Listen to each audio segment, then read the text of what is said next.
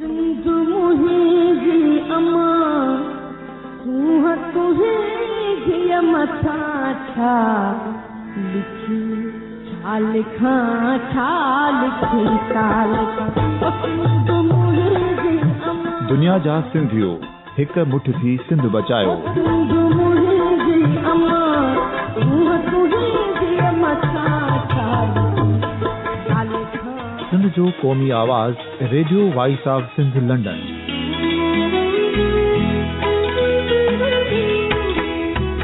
Radio voice of Sindh London पंहिंजी नशरियात में सिंध जी सियासत, समाज, इक़्तिसादियात, तारीख़, क़ौमी उमंगुनि ऐं इख़्लाक़ियात मुतलिक़ सिंध जी हक़ीक़ी तर्जुमानी कंदे प्रोग्रामनि खे असराइतो बणाइण लाइ सिंध जे घण घुरनि ऐं धरतीअ सां प्यार कंदड़ अदीबनि, दानिशवरनि, सहाफ़ियुनि, उस्तादनि, वकीलनि ऐं हर तबिके जे मानवारनि सॼणनि खे सिंध में शऊरी इनक़लाब लाइ सहकार जो सॾु ॾियूं था। अचो त गॾिजी सूफ़ियुनि ऐं संतनि वारी सिंध जो ओज हिकु मुठ थी वरी वापसि आणण वारे सफ़र जा साथारी बणिजऊं।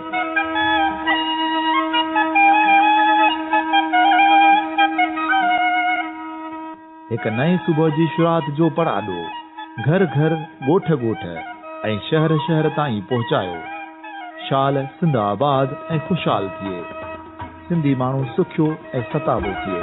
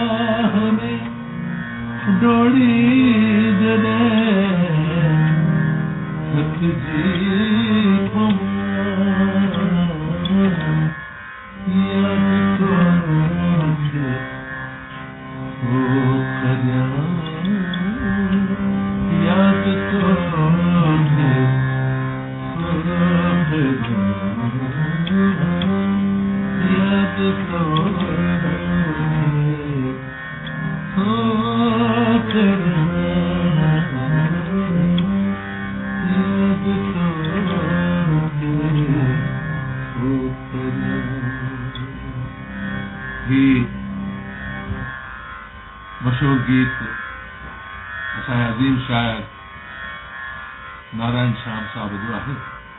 मूंखे ॾाढी ख़ुशी आहे radio voice of Sindh London Narayan Shyam साहब जे शान में हिकु प्रोग्राम करे रही आहे। बहितरीन शाइर आहिनि, उस्ताद शाइर आहिनि ऐं सिंधी लिटरेचर में हिननि जो ॾाढो वॾो मुक़ाम आहे। इहो नग़मो मूं ॻायो हो टेलीविज़न ते, बॉम्बे दूरदर्शन ते, ऐं हिकिड़ो ॿियो नग़मो हो जेको नारायण श्याम साहब जो हो, अञा रोशनी ॾे। ऐं ॿई जेके गीत मूं ॻाया हुआ हिननि जी तर्ज़ असांजे बुलो सिराणी साहब जी हुयूं, कंपोजिशन जेके हुयूं। ऐं मूंखे ॾाढी ख़ुशी आहे कि तव्हां इहा पहल कई आहे। नारायण श्याम साहब जा ॿिया गीत बि मूं घणेई ॻाया आहिनि। हिकिड़ी ॾाढी मशहूरु ग़ज़ल अथनि, नई आहे नित नाज़वारनि जी ॿोली, निगाहुनि अदाउनि इशारनि जी ॿोली। अलाह ईअं न थिए जो किताबनि में पढ़िजे त हुई सिंध ऐं सिंध वारनि जी ॿोली। इहे बहितरीन शेर मूं ॻाया आहिनि, कंपोज़ कया आहिनि। ऐं इन अलावा बि मूं घणेई गीत ॻाया आहिनि। हिकिड़ी फिल्म आई हुई हल त भॼी हलो, उन में हिकिड़ी ग़ज़ल मूं नारायण श्याम साहब जी ॻाई हुई। चांदनी रात ऐं अकेलाई निंड नेणनि में आहे शर्माई। मां तव्हांजो ॾाढो शुक्रगुज़ार आहियां ऐं कॾहिं मौक़ो लॻो त ज़रूरु हिकिड़ो प्रोग्राम नारायण श्याम साहब ते मां बि ॻाइणु चाहींदुसि ऐं तव्हांजे समक्ष ईंदुसि। Thank U.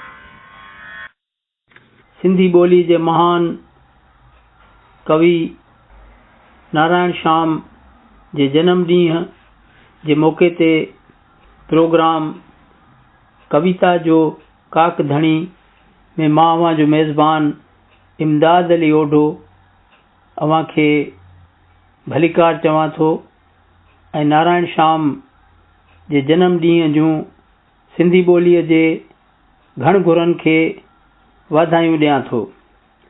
प्रोग्राम जे शुरू में असां जेको नारायण श्याम जे ॿोलनि ते मुश्तमिल गीत पेश कयो, इहो मधुर आवाज़ क़ौमी फ़नकार घनश्याम बासवाणी जो हो। सामईन, अॼोके भाग भरे ॾींहं ते सिंधी ॿोलीअ जे महान शाइर नारायण श्याम जनम वरितो। नवशहरो फिरोज़ जे लॻ ॻोठ कासिम खाईअ में गोगलदास नागवाणीअ जे घर में जनम वरितो। महान कवि नारायण श्याम जनम ॾींहं जे मौक़े ते radio voice of Sindh London पारां समूरे ॾींहं जी ही ट्रांसमिशन हलाए रहिया आहियूं। अॼोकी ट्रांसमिशन में सिंध ऐं हिंद जे ॾात धणियुनि लेखकनि पारां नारायण श्याम खे भेटा पेश करण वारा प्रोग्राम नशर थी रहिया आहिनि। Radio voice of Sindh London पारां इहा कोशिश थींदी रही आहे त सिंधी ॿोलीअ जे ॾात धणियुनि जी इल्मी अदबी खेत्र में कयल ख़िदमतुनि ऐं काविशनि जी वाखाण कजे ऐं उन्हनि जे पोरे ऐं क़ौमी ख़िदमतुनि खे नई नस्ल ताईं पहुचाइजे। प्रोग्राम कविता जो काक धणी खे तरतीब ॾियण में साइण वीना शिरंगी असां सां सहकार कयो आहे। साइण वीना शिरंगी जे सहकार सबबु अॼोकी ट्रांसमिशन नशर करण जे क़ाबिल थिया आहियूं। साइण वीना शिरंगी पंहिंजे इल्मी अदबी पोरे सबबु सिंध तोड़े हिंद में वॾो मान ऐं शान कमायो आहे। पाण 21 किताबनि जी ख़ालिक आहे, जंहिंमें 20 सिंधी में आहिनि ऐं हिकु किताब अंग्रेज़ी में आहे। पाण हिंद में नारियुनि जे हक़नि लाइ वॾे अरसे खां जाखोड़े रही आहे। मीडिया में रेडियो सां वॾे अरसे खां वाॻियल रही आहे। वॾो अरसो हिन जो आवाज़ दुनिया जे सिंधियुनि जे दिलनि ते राज कंदो रहियो आहे। अॼोके प्रोग्राम में जिन महिरबान कलम धणियुनि नारायण श्याम बाबति पंहिंजा तजुर्बा ऐं वीचार वंडिया आहिनि, उन्हनि में वासुदेव मोहे, लक्ष्मण दुबे, मोहन गेहाणी, साइण शालिनी सागर, साइण शांति हीरानंद, डॉक्टर विनोद आसूदाणी ऐं संदसि फर्ज़ंद शामिल आहिनि।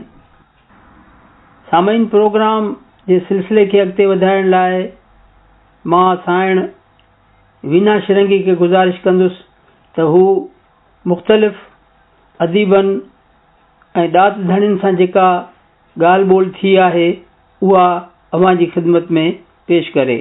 साइण Veena Shirangi. Radio voice of Sindh London तां हवाउनि जे दोस्ते सामईन अव्हां सां मुखातिब आहियूं। अॼु हिंद सिंध जे मशहूर शाइर श्याम खे आवाज़ ज़रिए सिराज पेश करे रहिया आहियूं। माज़ीअ जे झरोकनि मां के यादगार लम्हा अव्हां सां वंडण चाहींदसि। पहुतासीं कहिड़ी माॻ वञी छा कंदे पुछी, पहुतासीं कहिड़ी माग वञी छा कंदे पुछी, हा ॾिस त हिन सफ़र में लंघियासीं किथां किथां। सदा हयात शाइर शाम कहिड़ो माग वञी वसायो, इन जो अंत लहण त मुश्किल आहे, पर ज़िंदगी जे सफ़र में हू किथां किथां रह गुज़र थियो, उन सफ़र जो पेरो खणण त मुश्किल आहे। जंहिं तख़लीक़ी शऊर जी मंज़िल ऐं मागनि जी बुलंदियुनि खे शाम छुहियो, तंहिं नशपा जे मिटीअ जी ख़ुशबू ऐं हुगाव जो वास जंहिं बि माणियो आहे, उहो मधोशी जे आलम में पाण विञाए वेठो आहे। हू सच ऐं सूंहं जो शाइर हो। संदसि ॿोलीअ में मिठास ऐं उन जे इस्तेमाल अहिड़े त ठहकंदड़ नमूने कयो आहे, जो इबारत ऐं संदसि स्टाइल ॿियनि शाइरनि खां अलॻि थी बीहे थी। संदसि शाइरी बुलंदियुनि खे छुए थी, पोइ चाहे शाइरीअ में कतब आंदल तशबीहूं हुजनि या वरी मुहावरा या मिसाल, शाम पंहिंजे रचनाउनि में जा ॿोली ऐं लफ़्ज़ कतब आंदा आहिनि, तिन जे बारे में शाइर सुगुन आहूजा फरमाए थो, हू अहिड़ा लफ़्ज़ न घड़ींदो आहे जिन मां ॿोलीअ जे बिगड़जण जो अंदेशो थिए। शाम पंहिंजा लफ़्ज़ घड़ींदो ज़रूरु आहे, पर अहिड़ा जिन सां शाइरी ऐं ॿोलीअ जी ख़िज़मत थी सघे। हिन वक़्तु असां हिंद सिंध जे बर्फ़ शाइर जनाब वासुदेव मोही सां मुखातिब आहियूं। जीअं सामिन तव्हांखे ॼाण आहे त 22 तारीख़ असांजे प्यारे शाइर नारायण शाम जो जनम ॾींहुं आहे ऐं नारायण शाम जी शाइरी उन्हनि पढ़ी बि आहे, माणी बि आहे ऐं उन्हनि जी शख़्सियत खां मुतासिर बि रहिया आहिनि। वासुदेव मोही साहब पाण हिकु सुठा शाइर आहिनि। इन खां अलावा वेझराई में संदन कहाणियुनि जा केतिरा किताब अची चुका आहिनि। मुख़्तलिफ़ ॿोलियुनि में उन्हनि जी ट्रांसलेशन थी चुकी आहे, अंग्रेज़ी, हिंदी, गुजराती में बि। त इहा तमामु सुठी ॻाल्हि आहे त उन्हनि क़ीमती वक़्तु कढी करे असां सां नारायण शाम जी शाइरी जे बाबति कुझु गुफ़्तगू करणु चाहियूं ऐं उन्हनि जा थोराइता आहियूं। मां मोही साहब जो थोरो इंट्रोडक्शन ॾियां। उन्हनि खे मरकज़ी साहित्य अकेडमी तरफ़ां इनाम सां बि नवाज़ियो वियो आहे। तंहिंखां सवाइ हू तालीमदान बि आहिनि, दुबई में हा ऐं उन खां पोइ हिते हिंद में आया। त असां तव्हांजी आज्ञा कयूं था। ऐं मोही साहब, एज़ अ शाइर जी हैसियत में तव्हां जेको आहे नारायण शाम जी शाइरी माणी आहे, कीअं था महसूसु कयो? नारायण शाम असां सिंधियुनि जो हिंद जी साइड में तमामु वॾो शाइर आहे। हुनजी जेका ख़ुसूसियत रही आहे उहा आहे जमालियत। जमालियत हुन जी जेकॾहिं असां ग़ज़ल में ॾिसूं या ॿियनि रचनाउनि में ॾिसूं त उहा एतिरी उभरी बीठी आहे ऐं एतिरी सादगी सां आई आहे जो कॾहिं कॾहिं ईअं महसूसु थींदो आहे त ही जमालियत सचपच सूंहं जो मुजस्सिम आहे। मूंखे हिकिड़ो शेर यादि पवे थो नारायण शाम जो, ऐं बिल्कुलु सादगी सां लफ़्ज़ आया आहिनि हुन में ऐं ख़ूबसूरत जमालियत जो मिसाल आहे। शेर आहे, गिल छुअण सां गुल टिड़िया गोया, आई चर्चे में ईअं बहार आई। गिल छुअण साण गुल टिड़िया गोया, आई चर्चे में ईअं बहार आई। हिकिड़ो ॿियो शेर बि यादि पवे थो, बिल्कुलु सादनि लफ़्ज़नि में ॾिसो, काल इनकार कयई नेण झुकाए, काल इनकार कयई नेण झुकाए, अॼु तो इनकार करे नेण झुकाया। त हिन में असां ॾिसंदासीं त जमालियत एतिरी सादगीअ सां आई आहे जो मोहे थी विझे। पर नारायण शाम जी जमालियत जो जेकॾहिं असांखे उरूज ॾिसणो हुजे त उहो आहे रूप माया। रूप माया में हिन मेनका ऐं विश्वामित्र जी जेका प्रणय गाथा या प्रेम गाथा जेका हुन उणथ कई आहे हुनमें, उहा एतिरी त जमालियत सां भरपूर आहे जो सचपच कमाल थो लॻे। हिकिड़ो मिसाल मूंखे यादि थो पवे त मेनका सनानु करण जे लाइ तलाव में वञे थी ऐं जीअं उहो घिरे थी तलाव में त हुनजा वार पखिड़िजी पवनि था ऐं हू वारनि जे हेठां लिकी थी वञे। त ईअं महसूस थिए थो, हाणे वार जेके आहिनि उहो चवे त वासींग आहिनि, त वासींग ईअं था लॻनि ॼण हू मेनका रूपी मणीअ जी रखिया कंदा हुआ। त एॾी ब्यूटीफुल, एॾी ख़ूबसूरत कल्पना आहे, जा असां जेकॾहिं सम्झूं माणियूं त असां सचपच शाइरी खे अलाए किथे इहो महसूस कंदासीं त पहुता आहियूं। हींअर हिकु ॿी जेका कुंड उभरे थी मुंहिंजे ज़हन में हिन रूपमाया जे हवाले में, त हुन शाम स्त्रीअ जो जेको चित छिटियो आहे उन में हुन कमाल कयो आहे। स्त्रीअ जो मेनका जो किरदार जंहिं नमूने हुन छिटियो आहे उहो सचपच हिकु स्त्रीत्व जे नाते हिकु बेमिसाल रचना। दुबई जे हवाले में हिकु ॻाल्हि मां चवां, तनवीर अब्बासी नारायण शाम जो एतिरो शाइक़ हो जो हुन नारायण शाम जा केतिरा ग़ज़ल चूंडे हिकु तमामु आलमाणो मुहाग लिखियो, जेको मां सम्झां थो 40 पेजनि खां वधीक हूंदो। ऐं उनमें हुन एतिरा पहलू उभारिया आहिनि नारायण शाम जी शाइरी जा, हुनजी ॿोलीअ जी सादगी जा, सरलता जा, जो सचपच हिकु अक़ीदत थी जागे तनवीर अब्बासी लाइ पिणु। नारायण शाम लाइ त आहे ई, पर तनवीर अब्बासी लाइ त जंहिं एॾो निचोड़, एॾी वॾो अभ्यास करे निचोड़ ॾिनो असांखे हिकु मुहाग जे सूरत में। ऐं मुहाग जी जॾहिं ॻाल्हि निकिती आहे त मूंखे हिकिड़ो ॿियो मुहाग बि यादि पवे थो, रोशन छांवरो जो, जेको सुगन आहूजा लिखियो हो नारायण शाम जे हिन किताब ते।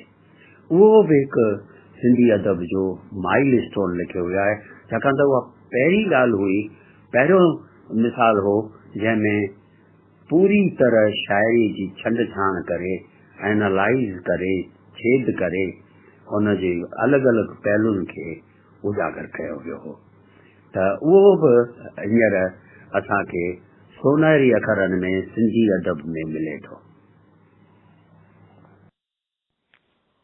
1965 जे छिकतान दौरान सिंध जे मशहूर शाइर शेख अयाज़ नारायण शाम खे अलामत बणाए हीअ कविता लिखी, साम्हूं आ नारायण शाम, ही संग्राम साम्हूं आ, ही संग्राम साम्हूं आ नारायण शाम, हुन जा मुंहिंजा कौल बिसाॻिया, ॿोल बिसाॻिया, हू कविता जो काक धणी पर मुंहिंजा रंग रतोल बिसाॻिया, ढट बिसाॻियो, ढोल बिसाॻियो, हाँ बिसाॻियो, होल बिसाॻिया, हुन ते कीअं बंदूक खणां मां, हुनखे गोली कीअं हणां मां, कीअं हणां मां, कीअं हणां मां, कीअं हणां। मोहन गियानी साहब दुबई में हुआ पहिरीं, हाणे भारत में मध्य प्रदेश भोपाल में आहिनि ऐं हू सुठा साहित्यकार आहिनि। संदन अदब अंग्रेज़ी में बि अची चुको आहे। इन खां अलावा सिंधीअ में शाइरी, कहाणियूं ऐं सिंध जे हवाले सां, तारीख़ जे हवाले सां बि मोहन गियानी जिन जी रचनाऊं असांखे पढ़ण वटां मिलंदियूं रहंदियूं आहिनि। तव्हां हिकिड़ो बैले बि जेको आहे लिखियो आहे, जंहिंखे अनिला सुंदर पेश कयो आहे ऐं उन्हनि जी नारायण शाम सां मुलाक़ात थी हुई त असां उन्हनि जा तासरात ॼाणणु चाहींदासीं। मोहन गियानी जी, असीं तव्हांजी हिन प्रोग्राम में आजियां कयूं था ऐं अव्हांजे ज़बानी अव्हांजा तासरात पंहिंजे सामईन सां वंडणु चाहियूं था। नारायण श्याम भारत में 20वीं सदीअ जो अहम सिंधी शाइर हो। संदसि शख़्सियत आला, बख़्मली ऐं नफ़ीस ऐं नरम हुई। संदसि शाइरी में बि इन ई शख़्सियत जा गुण ज़ाहिर थियनि था। निरठाई एतिरी हैरत अंगीज़ जो चवे न का खाण खूबियुनि जी ऐं ऐबनि खां ख़ाली, न पंहिंजी ज़िंदगी अहिड़ी, न पंहिंजी शाइरी अहिड़ी। जॾहिं 1965 जी जंग दौरान शेख अयाज़ लिखियो ही संग्राम, साम्हूं आहे नारायण श्याम, उन ते बंदूक कीअं खणां मां। उन वक़्तु नारायण श्याम हिंद में सिंधियत जी अलामत बणिजी पियो। उन में इहो अलल ऐलान ज़ाहिर हो त बल मुल्क जो सियासी विरांगो थियो हुजे, पर देह जे माण्हुनि जे दिलनि जो विरांगो न थियो आहे। सिंधी ॿोली, अदब, कल्चर ऐं नाज़ तारीख़ी वर्से जो विरांगो क़बूल न आहे। इहे सभु बुनियादी अनासर सियासत जे विरांगे बैदि बि हिकु रहिया आहिनि। तारीख़ में विरले के शख़्स थींदा आहिनि जिन खे अलामती हैसियत मिलंदी आहे। ईअं नारायण श्याम जो नालो हिंद ऐं सिंध जे सिंधियुनि जे गॾियल वर्से जी अलामत तौरु क़ाइमु थी वियो। सानेट जो फॉर्म जो सिंधी ॿोलीअ ऐं शाइरीअ लाइ ओपरो आहे, उनखे अपनाए हिन 16 सॉनेट्स में रूप माया ख़लकियो आहे। सिंधी शाइरीअ में जमालियात जे पहलूअ खां उन्हनि बुलंदुनि खे छुओ आहे जंहिंखे छुअण लाइ शायदि केतिरियूं सदियूं लॻी वेंदियूं। नारायण श्याम हिकु हंधि लिखियो आहे त मां सिंध मां अकेलो जनवरी साल 1948 में अजमेर में आयुसि। ॿिया घर वारा मार्च महीने में आया। मूंखे नंढे हूंदे खां ई वठी शाइरी जो शौक़ु लॻो। माइटनि खे ख़बर पई त इन्हनि मना करणु शुरू कई। करण खां त असांजे पिता बि नंढे हूंदे शाइरी कई। श्याम अॻिते फरमाए थो, शाइरी त दुनियावी तरक़ीअ जे आॾो वॾी रुकावट आहे। श्याम माठीणी तबियत जो मालिक हो। हिकु मैगज़ीन तरफ़ां पुछियल सवाल जे जवाब में हुन कुझु हिन तरीक़े सां इज़हार कयो, हिकु ज़माने में कंहिं मैगज़ीन शायदि नई दुनिया लेखकनि खां पुछियो हो त तव्हीं लिखो छो था। मूं पंहिंजे जवाब में लिखियो हो त लिखां थो छाकाणि त चई नथो सघां। हिन वक़्तु असीं मुखातिब आहियूं ब्रॉडकास्टर राइटर शालिनी सागर सां। संदसि कहाणी ऐं शाइरी जा किताब अची चुका आहिनि। इन खां अलावा मुख़्तलिफ़ मैगज़ीन्स में संदसि शाइरी ऐं कहाणियूं वक़्तु ब वक़्तु शाया थी रहियूं आहिनि। अॼु हिन प्रोग्राम तहत असां शालिनी जी खां नारायण श्याम जे बारे में संदसि यादियुनि मां के पल चाहींदासीं त हूअ असांजे सामाइन सां वंडे। वीना, महिरबानी। मां ई चवंदसि त मूंखे उहो वक़्तु यादि अची रहियो आहे जॾहिं मां कॉलेज खां निकिरी अञा ऑल इंडिया रेडियो में अचणु शुरू कयो हो ऐं 35 सालनि जी मुंहिंजी ऑल इंडिया रेडियो सां वाबस्तगी एक्सटर्नल सर्विसिस सिंधी सर्विस सां रही आहे।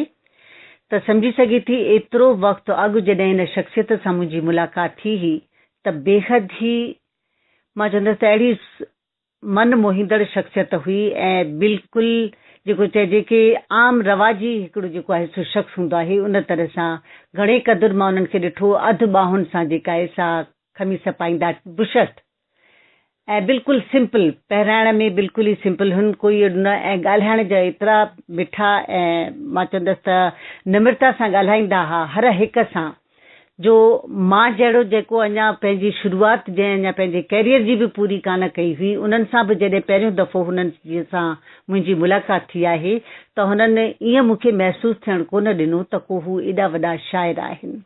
तमामु सुठे नमूने सां हुननि ॻाल्हायो। निहठाई ऐं निमाणाई हुननि जी नस नस में भरियल हुई। हुननि जो किरदारु ई अहिड़ो हुयो। त उन्हनि जा के शेर, हूअं त असां ऑल इंडिया रेडियो त जेके कलाम ब्रॉडकास्ट कंदा आहियूं उन्हनि में केतिरा ई कलाम शांति हीरानंद जी बि ॻाता आहिनि, नारायण श्याम जा, फिल्मुनि में बि उन्हनि जो हिकिड़ो गीत अची चुको अथनि। पर जेके मुंहिंजे दिलि जे बेहद ई क़रीब आहिनि उहे मां हिते वंडणु चाहींदसि।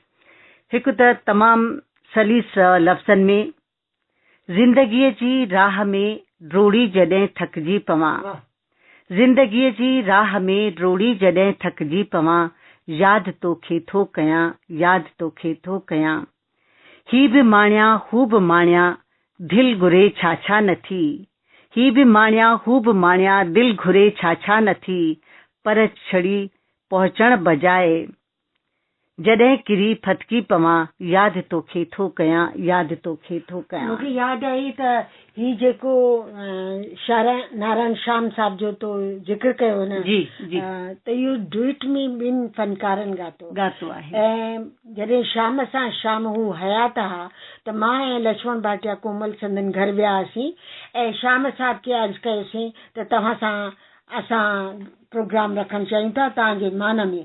मूंखे उहो ॾींहुं यादि आहे, कॉन्स्टिट्यूशन क्लब में जेको आहे सो मारवी संस्था जेको आहे सो हिकिड़ी शाम सां शाम उते रखी हुई ऐं सभु फनकार मौजूद आहे। डुइट जेको आहे सो असां तयारु करायोसीं, हू कंध न कढाए सघिया ऐं आया। इहा जेका आहे सा हिकु यादगार रिकॉर्डिंग ऐं उन्हनि जी हयातीअ दौरान जेको आहे उहा असां उहे पंहिंजा यादगार पल हुननि मल्हाईसीं। जेको आहे मां चाहींदसि त हिकु अधु ॿियो जेको शाम जी शाइरी मां अगरि के दोहो हुजे या सोरठो हुजे, यादि हुजे हिन वक़्तु त शेयर करणु चाहींदासीं सामाइन सां। त शायदि तोखे ध्यान में अचे थो?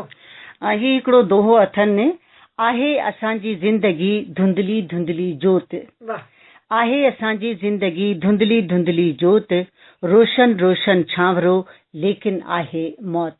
हाणे ॾिसी लफ़्ज़ केतिरा मतिलबु कॉमन आहिनि, अहिड़ा के ॾुखिया कान्हनि जो आम ॿोलीअ जा जेके आहिनि। रोशन छांवरे ते खेनि जेको आहे मरकज़ी साहित्य अकेडमी जो अवॉर्ड मिलियल हो। त हाणे मां चाहींदसि त अगरि तोखे ॿियो ध्यान में अचे थो। सोरठो हिननि जो हिकिड़ो आहे, उहो बि काफ़ी जेको आहे सो सुठो आहे। रोई रोई हाय मूं, रोई रोई हाय मूं, जा चांड्रो की छॾी, तूं ई चंड ॿुधाए अॼु बि आहे सिंध में। ऐं मूंखे उहो ॾींहुं बि यादि अची रहियो आहे जॾहिं लक्ष्मण भाटिया कोमल जे घर असां वेठा आहियूं, उन्हनि दावत कई हुई, राति जी मानी हुई। उन वक़्तु लक्ष्मण भाटिया कोमल जे हिते फ़ोन आयो कि नारायण श्याम जी जेके आहिनि से न रहिया आहिनि ऐं उहा असांजी जेका महफ़िल असां उते अध में छॾीसीं। उनजो असांखे उहो ॾींहुं उहो पल मूंखे राति जी उहा घड़ी यादि आहे कि कहिड़ी तरह सां असांजी जंहिंमहिल असां ॿुधोसीं त हिकिड़ो अहिड़ो जेको आहे सो झटको लॻो ऐं अहिड़ो नुक़सानु असांखे इहो महसूसु थियो कि जेको इहो कॾहिं बि पूरा कोन थी सघंदो। जेका शाइरी ऐं जीअं मूं चयो त हुननि जी निअठाई ऐं निमाणाई हुननि जी रग रग में भरियल हुई। शाइरी में बि हुननि जा लफ़्ज़ अहिड़ा आहिनि जो दिलि खे हिकदमि छुहनि था। तक़रीबन सभिनीनि फनकारनि शाम खे ॻातो आहे ऐं उन्हनि जी शाइरी जेको आहे हर अदब नवाज़ माणी आहे। जीअं घनश्याम बासवाणी जो हिकिड़ो ड्रिट आहे फिल्मी जेको आहे, चांदनी रात ऐं निंड नेणनि में हाय शर्माई, या इन खां अलावा नई आहे नित नाज़ वारनि जी ॿोली, निगाहुनि अदाउनि इशारनि जी ॿोली। ऐं सिंध जी फनकारा आबिदा परवीन बि नारायण श्याम जे इन कलाम खे ॻातो आहे। त मां चवंदसि त इहा मुंहिंजे लाइ जो ख़ुशकिस्मती आहे जो मूं जहिड़े हिकु आम इंसान खे कॾहिं नारायण श्याम सां मिलण जो मौक़ो मिलियो ऐं अॼु मां इहे पंहिंजा पल जेके आहिनि से हिते वंडे रही आहियां। वीना, मां तुंहिंजी बेहद थोराइती आहियां, महिरबानी, लख थोरा। नारायण श्याम पंहिंजे कलम सां शाइरी जे हर शाख खे मालामाल कयो। पोइ चाहे ग़ज़ल हुजे, दोहा, सोरठा, कते, रुबायूं, हायको, तस्वीरूं, गीत, सानेट, आज़ाद नज़्म, खंड काव्य वग़ैरह। नारायण श्याम हिकु हंधि फरमायो आहे, शाइरी महसूसात जो सुरीलो इज़हार आहे, शाइरी महसूसात जो सुरीलो इज़हार आहे, शाइरी जज़्बात जे तूफ़ान खे लफ़्ज़नि में काबू करण जो नालो आहे। जज़्बात खे लफ़्ज़नि में काबू करणु सवलो न आहे। मगर शाइर जेको तख़लीक़ी लफ़्ज़नि जे इस्तेमालु ॼाणे थो, अणथियणी खे बि थियणी करे ॾेखारे थो। शाम जी शाइरी झरने जे कलकल जीअं कॾहिं उछलूं खाईंदी, कॾहिं अलबेली नार जीअं नचंदी टिपंदी, हसीन वादियुनि मां लंघंदी, फ़ज़ाउनि खे ख़ुशबू सां मुअतिर कंदी रही। हिन मौक़े ते अवां सां हिकु ॻाल्हि वंडणु चाहींदसि त शाम जी शाइरी मां इहा बि असांखे ॼाण पवे थी त हू रेडियो ॿुधंदा हुआ ऐं उन्हनि जी इहा ॻाल्हि जी साबिती संदन हिकु कते मां जेका सा ज़ाहिर थिए थी, जेका हिन तरह आहे। दोस्त तुंहिंजो कलाम राति ॿुधुमि, दोस्त तुंहिंजो कलाम राति ॿुधुमि, ओचितो आयो दहली रेडियो तां, सच त हर शेर थे छुहियो दिलि खे, पर चवां वाह वाह कंहिं लाइ। रेडियो सां ई वाबिस्ता पंहिंजे ॿिए कते में फरमाए थो, कंहिंजो रेडियो खुलियल हो पाड़े में, आयो आवाज़ बंसरी जो पे, तुंहिंजे हथ में खुलियल हुई गीता, शाम रेडियो मगर तो ॿुधो पे।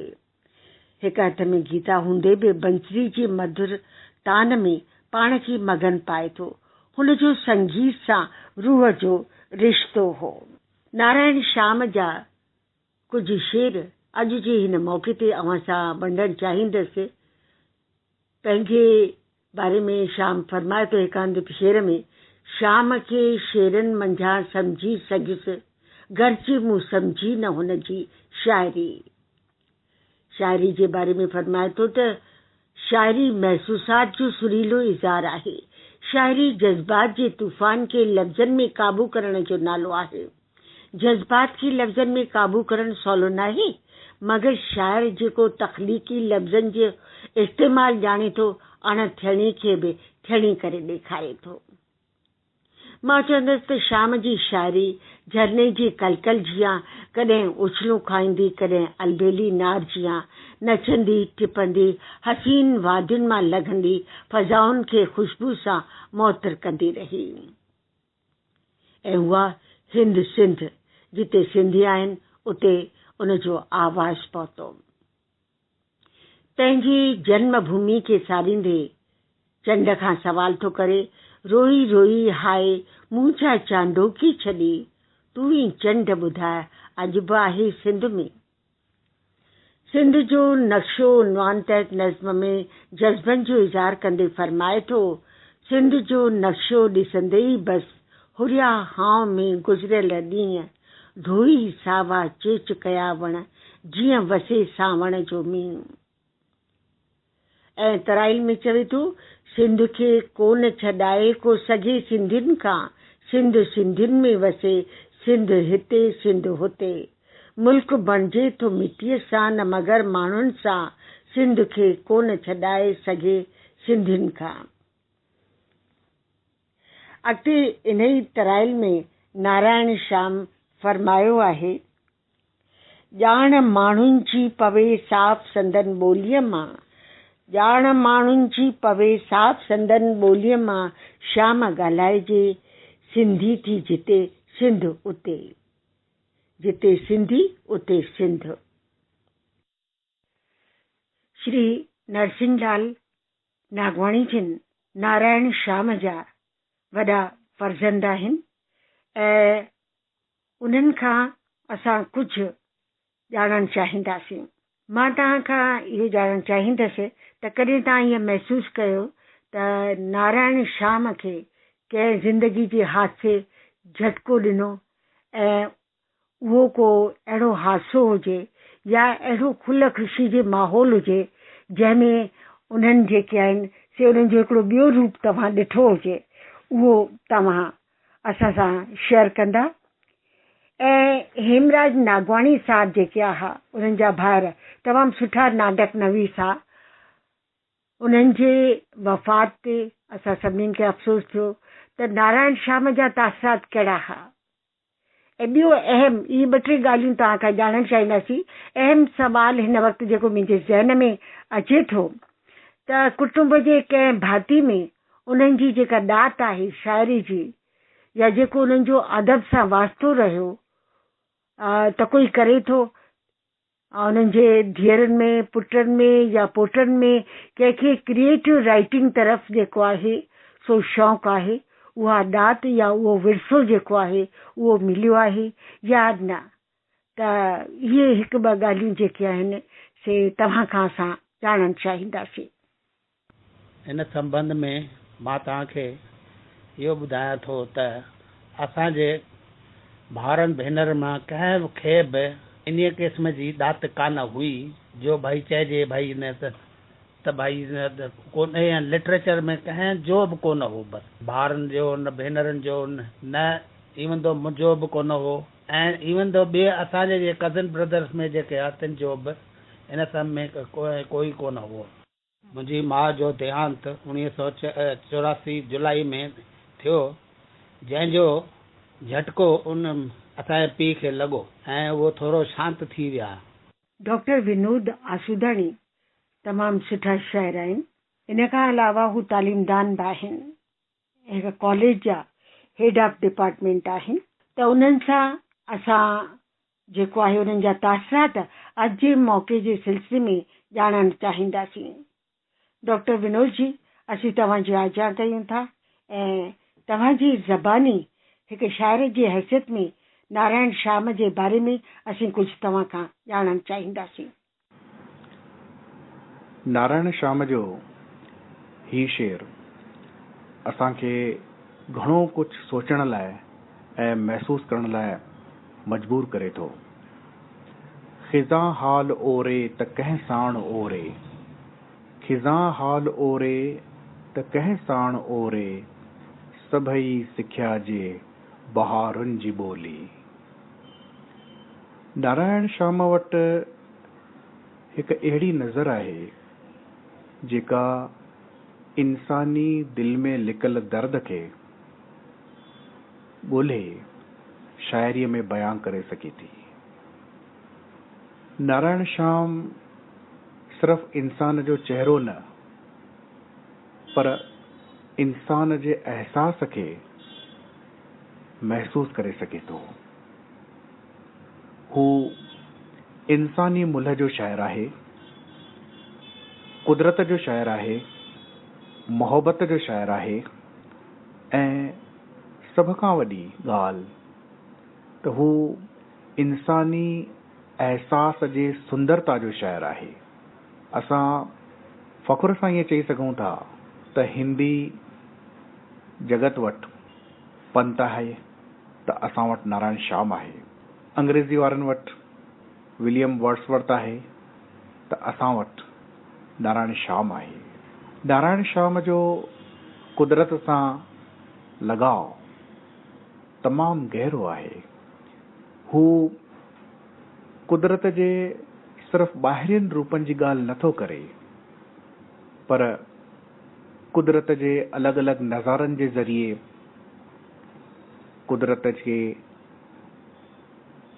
इलामत ठाहे ज़िंदगीअ जे बारे में घणो कुझु चए थो। हू ज़िंदगीअ सां हमकदम आहे। ज़िंदगीअ जे दर्द, ख़ुशी, पीड़ा, मुंझारा, सभिनी ॻाल्हियुनि खे ज़िंदगीअ जो अहम हिस्सो मञे थो। हू ज़िंदगीअ खां ख़फ़ा न आहे। नारायण श्याम जी शाइरी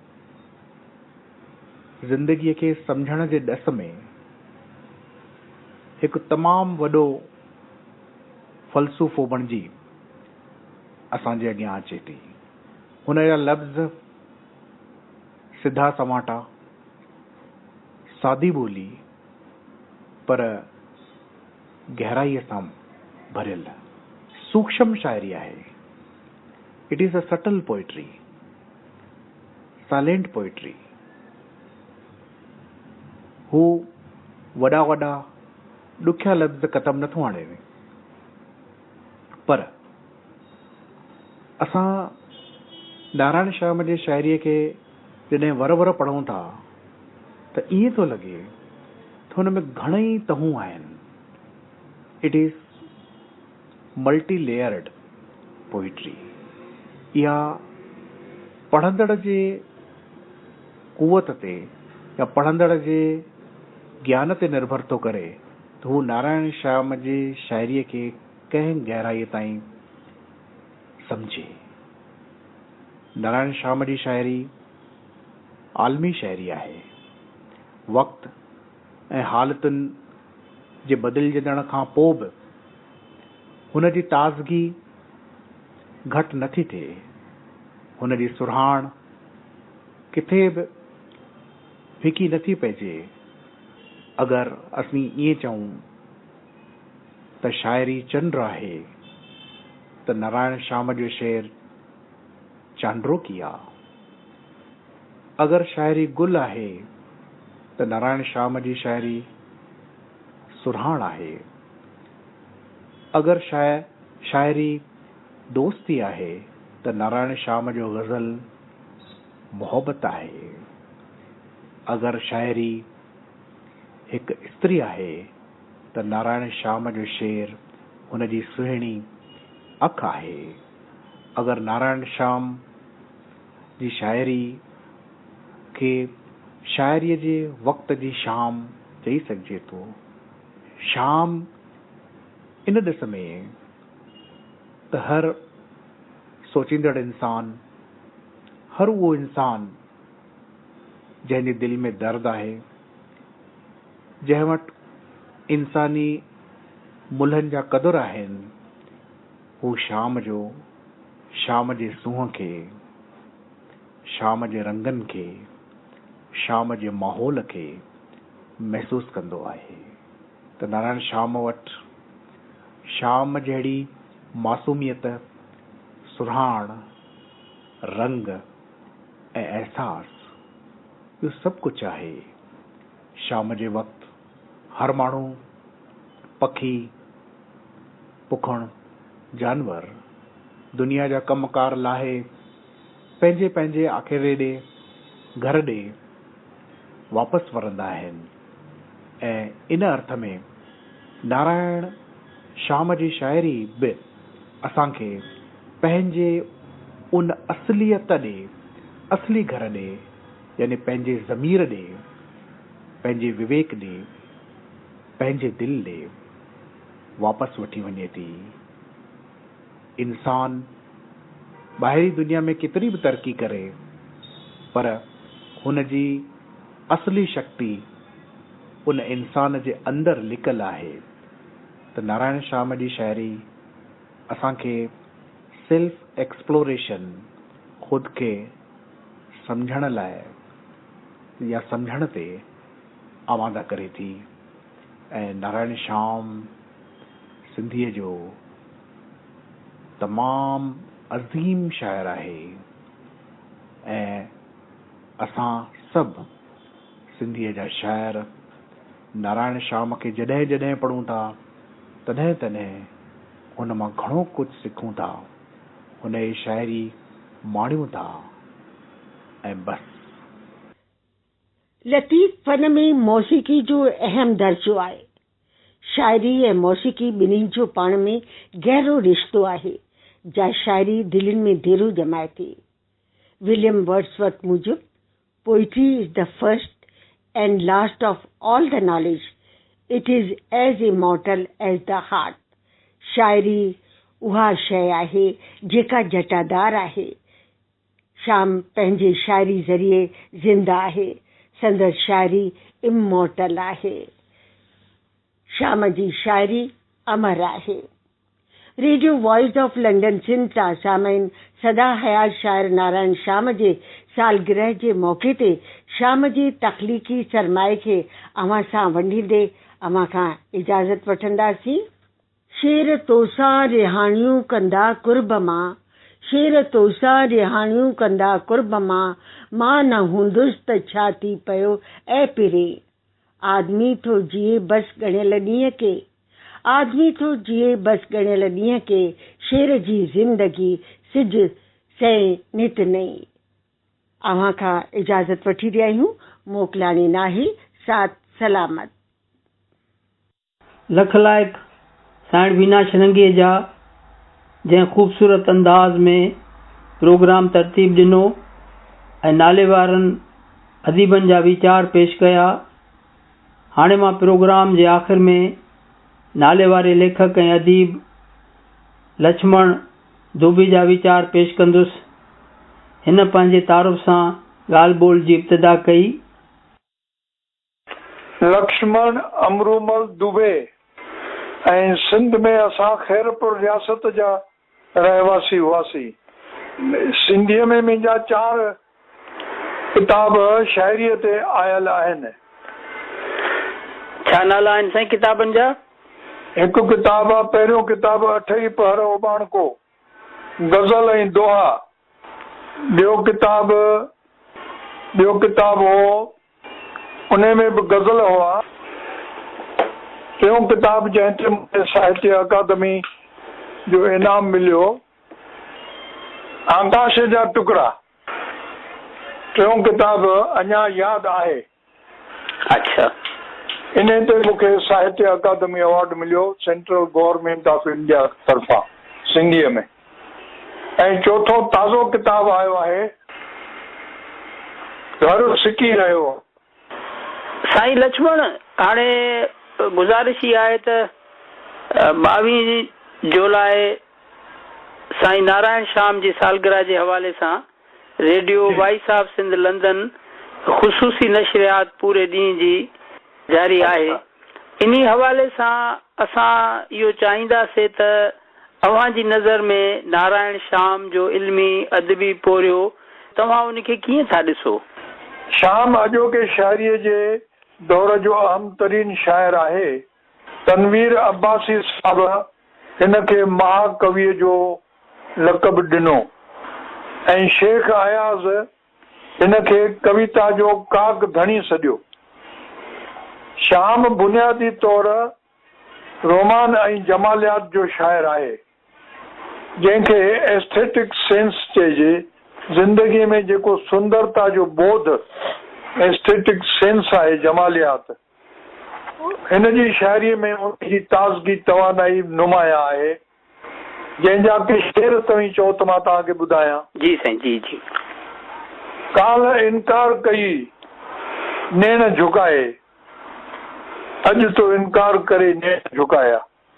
पाछो पाछे साण छुहे, हाणे अचो त छुहाव माणे। निगाहुनि अदाउनि इशारनि जी ॿोली, नई आहे नित नाज़ वारनि जी ॿोली। न सम्झी सघियो हुस्न धारा ॿियो को, तमन्ना भरी नेह वारनि जी ॿोली। शाइर द्रष्टा ऐं दुरांदेश हूंदो आहे, तंहिं करे शाम सिंधी ॿोलीअ में जो आईंदो जेको हिंद में जेको ॾिठो, उन जे लाइ पंहिंजो रुख हिन हिकिड़े अमर शेर में ज़ाहिर कयो, जंहिंमें लिखियई, उन में हिन जो जेको फ़िक्र आहे त अला ईअं न थिए जो किताबनि में पढ़िजे, अला ईअं न थिए जो किताबनि में पढ़िजे, हुई सिंध ऐं सिंध वारनि जी ॿोली। कृष्ण राही सिंधीअ जो वॾो शाइर थी वियो आहे। उन हिनखे भाव संसार जो क्लासिकी कवि करे छॾियो आहे। कृष्ण राही शाम नारायण शाम खे भाव संसार जो क्लासिकी कवि करे छॾियो आहे। हरीश वासवाणी शाम पंहिंजे युग जे शाइरीअ में पंहिंजे सूद हिकु पूर्णता हासिल कंदड़ शाइर हो। जज़्बनि जी मंज़र कशीअ में शाम पंहिंजो मुहावरो, शाम खे पंहिंजो मुहावरो ऐं लहजो आहे। ऐं शाम जी शाइरीअ ते बेवस किशनचंद बेवस जो वॾो असर आहे। शेख अयाज़ जो बि हिन ते वॾो असर आहे। शेख अयाज़ हिन जो हम असर हो, गहरो दोस्त हो ऐं ॿिन्ही जे मथां हिक ॿिए जो असर अणटर हो। ऐं मुंहिंजी नज़र में शाम ॿिनि युगनि ॿिनि दौरनि जे मोड़ ते बीठल शाइर हो। श्याम पंहिंजे बारे में हिकिड़ो शेर चयो आहे, चवनि था श्याम तुंहिंजो क़दुरु अॻिते ई हली थींदो।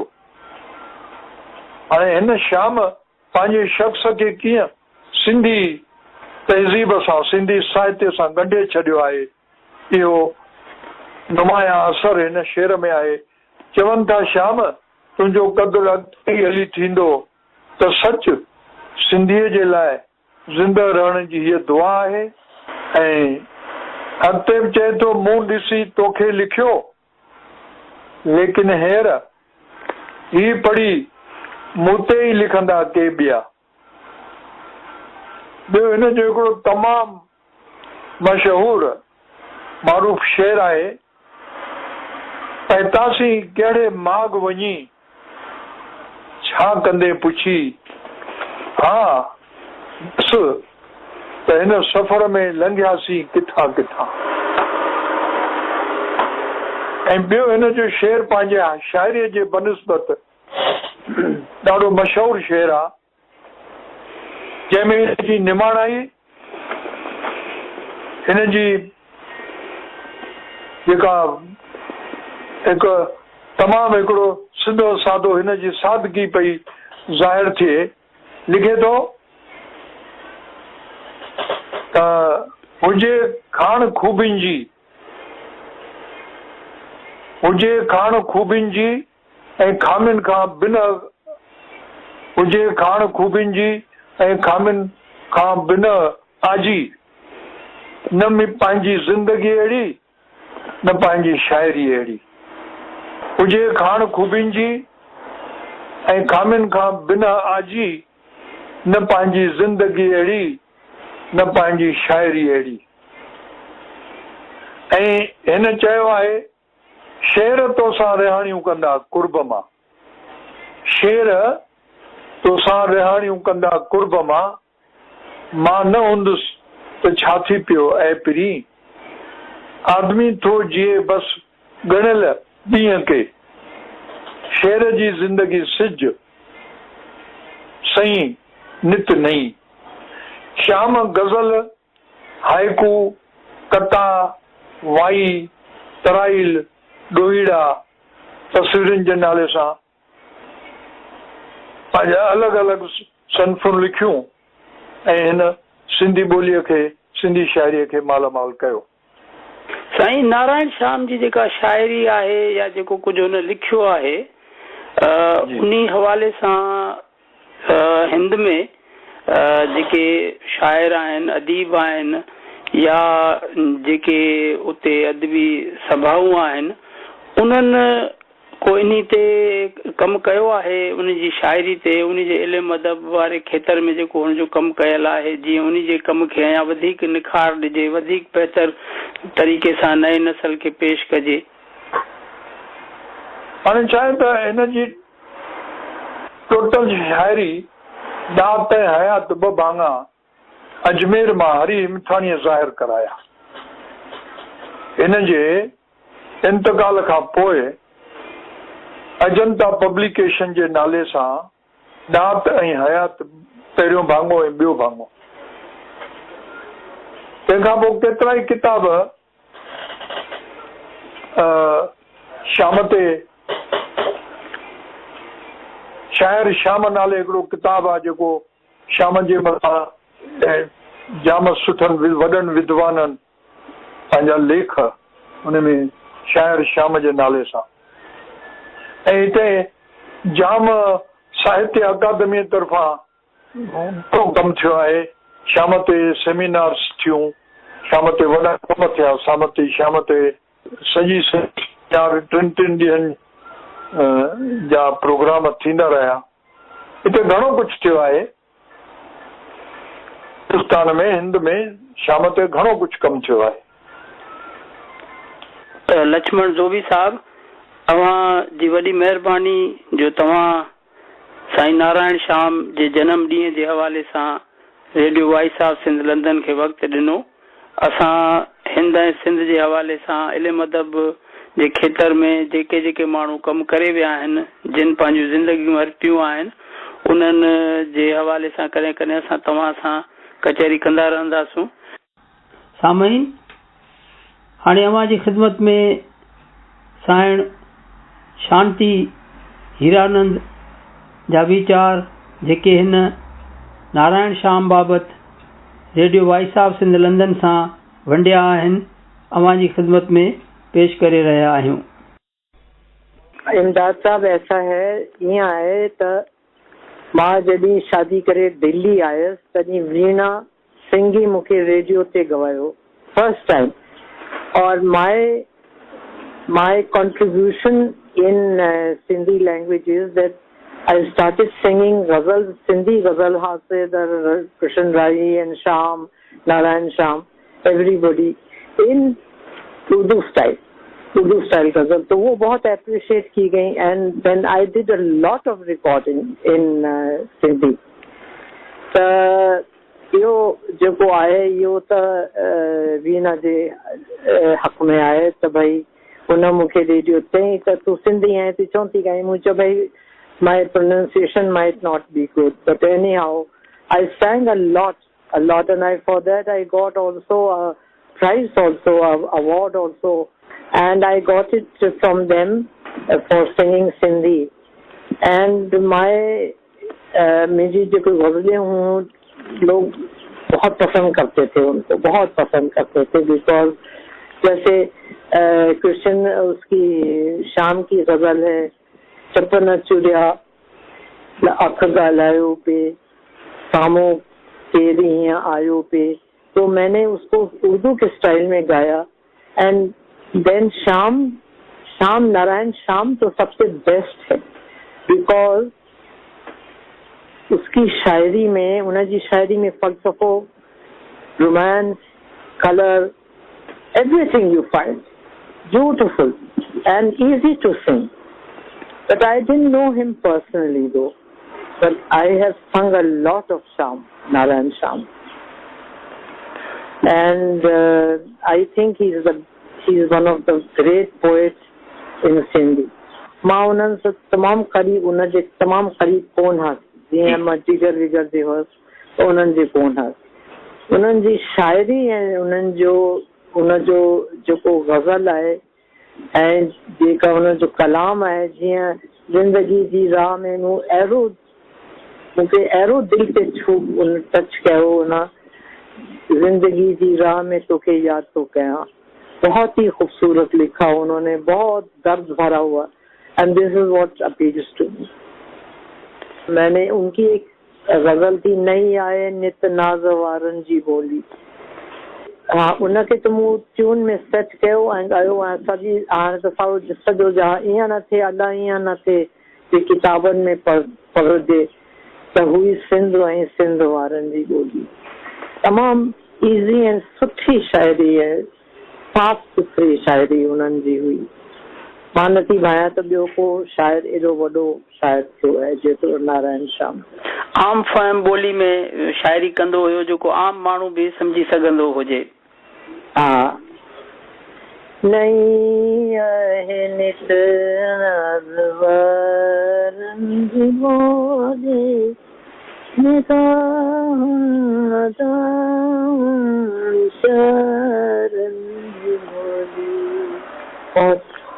मिठी आहे कोयल जी कूकू, मिठी आहे सच बेकरारनि जी ॿोली। इहो त मूं तमामु घणो ॻायो आहे ऐं इहा ट्यून बि मूं सेट कई हुई ताकि आम फहम थिए। ऐं मूंखे सिंधी में ॻाइण में ॾाढो मज़ो ईंदो हो, छो जे मूं कोन भायो हो त सिंधी शाइरी या सिंधी कलाम में एतिरी डेप्थ आहे, एतिरी कहिड़ी बि पोइट्री में कोन्हे। ब्लैंक वर्स शाह अब्दुल लतीफ़, सचल सरमद, इहे त अहिड़ा शाइर थिया आहिनि ऐं अहिड़ा सूफ़ी संत थिया आहिनि जो सिंधी, अफ़सोस इहा आहे त सिंधियुनि हिननि खे उभारियो कोन। सिंधी जेके आहिनि असांजा, उहे सिंधी वेस्टर्नाइज़ थी विया ऐं हुननि सची सुठी शाइरी खे छॾे ॾिनो। पर नारायण श्याम तमामु ई, मां त भायां थी, तमामु सुठो ऐं तमामु मुंहिंजो दिलि अज़ीज़ शायर हो। तव्हांजा वॾड़ा सिंध जे कहिड़े शहर ऐं कहिड़े इलाइक़े सां तालुक़ रखंदड़ हुया? मां Hyderabad Sindh. Hyderabad. I was an Amal from Hyderabad Sindh. My parents business के लिए सटी से आए थे। I was born there, brought up, educated, everything there, and then learned music under Begum Akhtar. And I've got Padma Shri because of that. I've written a book. And सिंधियुनि मूंखे तमामु हिते मूंखे लाइफ टाइम अवार्ड बि मिलियो आहे Sindhi academy जो हिते दिल्ली गवर्नमेंट जो वो मिलियो है मुझे। और जो गजल थी उनकी पीली में बांधी थी वो बड़ी अप्रूव हुई, बहुत पसंद की लोगों ने। चांदनी रात अकेला नींद में शर्माए। So that is what I have learned from Begum Akhtar and this is what I presented to the world. तो उनको अच्छा लगा, थोड़ा फर्क हो गया। जी जी। शांति हीरानंद साहिबा radio voice of Sindh London खे वक्त ॾियण ऐं उन सां ॻाल्हाइण जे लाइ मां तव्हांजो थोराईंदो आहियां। तव्हांजी वॾी महिरबानी। असांजी इहा कोशिशि आहे त हिंद ऐं सिंध में जेके अदीब फनकार ऐं जेके पंहिंजे ॿोलीअ सां प्यार कंदड़ आहिनि उन्हनि सभिनी खे असां गॾायूं ऐं हिक ॿिए सां मिलायूं ऐं उन्हनि जो हिकिड़ो राब्तो क़ाइमु कयूं। छाकाणि त जॾहिं मोहबतूं हूंदियूं आहिनि त उहे सरहदुनि जूं क़ाइल न हूंदियूं आहिनि, उन्हनि खे सरहदुनि जी परवाह न हूंदी आहे। असांजी बि इहा कोशिशि आहे। Radio voice of Sindh London 5 साल थिया आहिनि इन खे लंदन मां ई पंहिंजो प्रोग्राम नशर करे पियो ऐं अहिड़े तरीक़े सां असांजी इहा कोशिशि आहे त असां इल्मु अदब जे खेत्र में जेके अदीब आहिनि उन्हनि जी ख़िदमत कयूं। जी जी। Thank you very much. महिरबानी जो तव्हां न हाणे नारायण श्याम जो असां सभिनी सिंधियुनि ते हिकिड़ो हक़ थिए थो त असां उन खे यादि कयूं ऐं तमामु शानदार तरीक़े सां उन खे पंहिंजे नए नस्ल खे नई जनरेशन खे ॿुधायूं त नारायण श्याम जूं इल्मु अदब जे हवाले सां तमामु वॾियूं ख़िदमतूं हुयूं। तव्हांजी वॾी महिरबानी। शाम लाइ त मुंहिंजे दिलि में ॾाढी इज़त आहे जो उनखे मां फील कयां थी ऐं मां सम्झां थी यार शायर शायदि ई को हूंदो। जी सिंधी शायर। Thank you very much. Thank you very much. Thank you so much. सामाईन, साइण शांति हीरानंद जा वीचार अवां जी ख़िदमत में पेश कया विया। Radio voice of Sindh London जी इहा कोशिशि रहंदी आई आहे त सिंधी ॿोली जे ॾात धणियुनि जा ॾिण मल्हायूं, उन्हनि खे भेटा पेश करण लाइ असां भरपूर नमूने सां पंहिंजो किरदारु अदा करियूं। इन ई सिलसिले में सिंध तोड़े हिंद में रहंदड़ कलम धणियुनि ऐं सिंधी ॿोलीअ जी वाध वेझ वारी तंज़ीमुनि खे गुज़ारिश कंदासूं त हू अॻिते अचनि ऐं radio voice of Sindh London सां मुकमिल सहकार कनि। नारायण श्याम जी ट्रांसमिशन तरतीब ॾियण लाइ मां साइण वीना शिरंगी, साईं चुनीलाल वाधवाणी, सर्वेज हैदर ओढो ऐं ॿियनि साथियुनि जो थोराइतो आहियां जिन हिन प्रोग्राम में शिरकत कई ऐं पंहिंजे क़ीमती वक़्त मां कुझु पल असांजे ऐं नारायण श्याम जे हवाले कया। सामाईन, प्रोग्राम जी पुॼाणीअ ते असां अवां जी ख़िदमत में नारायण श्याम जो गीत जेको सपना रेसिंघाणी पंहिंजे मधुर आवाज़ में ॻायो आहे पेश कंदासूं ऐं तव्हां खां मोकिलाईंदासूं। वरी कंहिं ॿिए प्रोग्राम में कंहिं ॿी शख़्सियत सां अवां जी ख़िदमत में हाज़िर थींदुसि। पंहिंजे मेज़बान इमदाद अली ओढो खे इजाज़त ॾींदा। शाल सिंध आबाद ऐं ख़ुशहाल थिए, सिंधी माण्हू सुखियो ऐं सताबो थिए। सदाईं गॾु।